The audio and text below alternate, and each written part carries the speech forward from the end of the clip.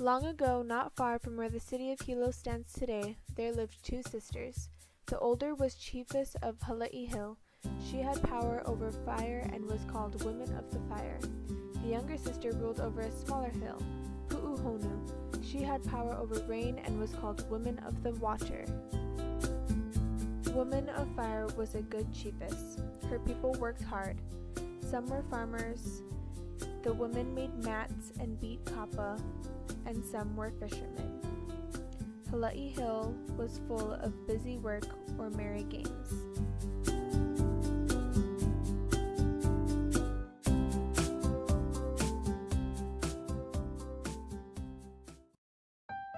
Then famine came.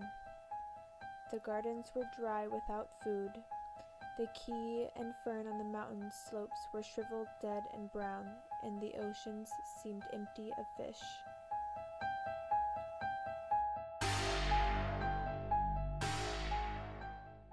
Woman of the Fire shared her food with her people until that too was gone.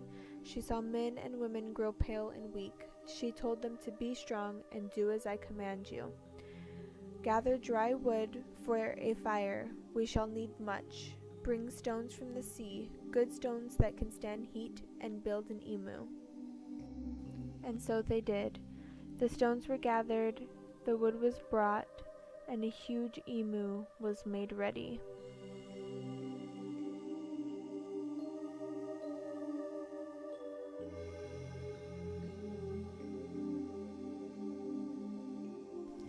Now the Woman of Fire walked slowly around the imu. They saw her chanting, "Here are the sweet potatoes, kalo is here, and here are bananas. Over there is pork, and here is fish. Here are tender shoots of fern, and over there is chicken." Then she said to her people, "I shall now make an offering to the gods, only so you can be fed. I shall go into the imu. Do not try to hold me back, but cover me until no steam appears. On the third day you will see a cloud above the imu, and that will be your sign to uncover the imu, and you will find food." With love and tears rolling down their faces, they did as she commanded. They waited 3 days, and on the third day a cloud appeared. They found exactly what she said was going to be there. The people filled with joy and wonder as they spread a feast, but wondered about their chiefess, and wondered if she gave her life to bring this food to them.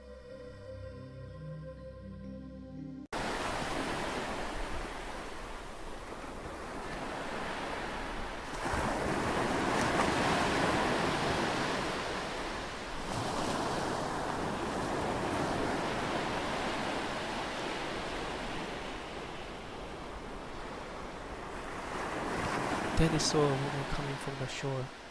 She was tall and beautiful, and wore many layers of seaweed. The people stared. A shout went up, "It is she! It is our chiefess!" They went to meet her, and fell on their faces before her, crying with joy.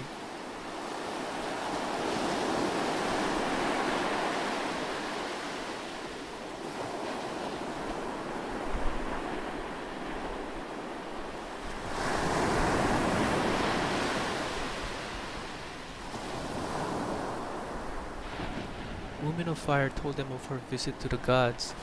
They were pleased with my offering. We will bless your work, and we shall have food in plenty.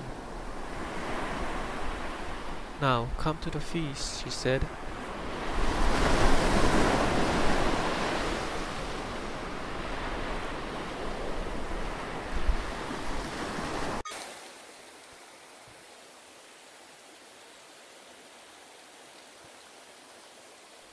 After that, the gardens grew well on Hala'i Hill, and the story of the chiefess offering spread.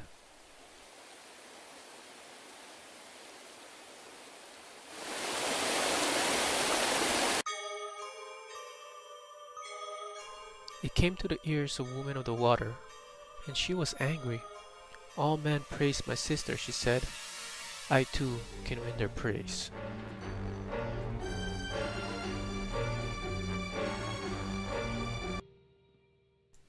So she did as Woman of the Fire had done. She commanded her man to dig an imu on Pu'uhunu.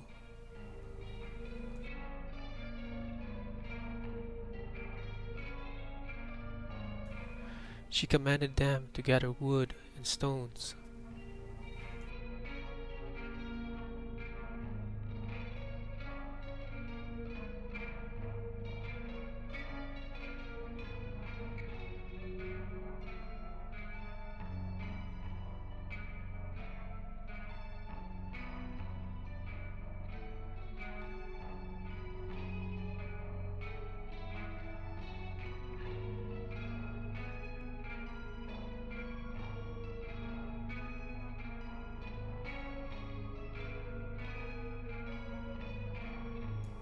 She walked around the heated imu chanting, then entered it and told her men to cover her.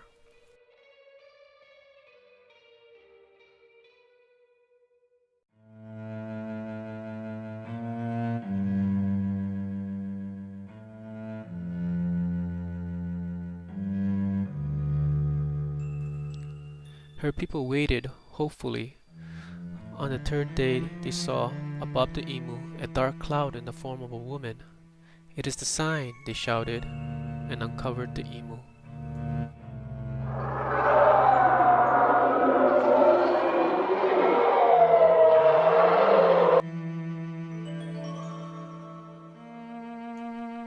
But there was no food there, only the ashes of women of the water.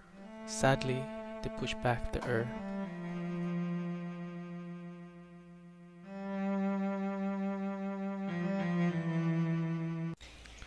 Word of this came to Woman of the Fire.